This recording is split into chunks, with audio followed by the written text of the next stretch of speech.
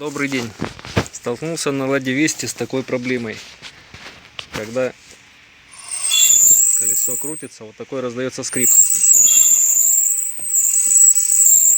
Случилось это у меня на, по-моему, 15 тысячах пробега. Приехал к дилеру, машина была еще на гарантии, на экспертизу.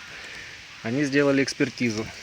Сказали, диск тормозной синего цвета. Перегрел, заехал в лужу, и его, короче, повело. Поменяй колодки. Не знаю, правда, если повело диск, зачем менять колодки, но они сказали, должно помочь.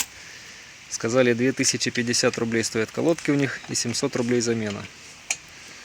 Но я сейчас покажу, в чем тут была причина. Я так думаю, что они знают об этом. Просто пытались развести меня на 2750 рублей.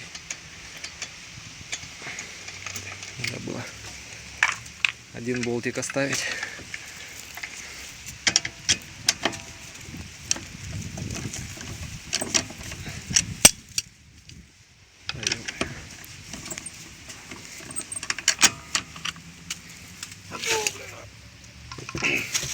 Вот. Блин, как тут так показать-то?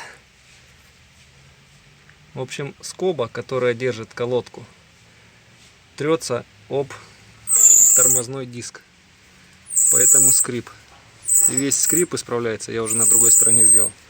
Просто подгибанием этого лепестка посильнее. Все.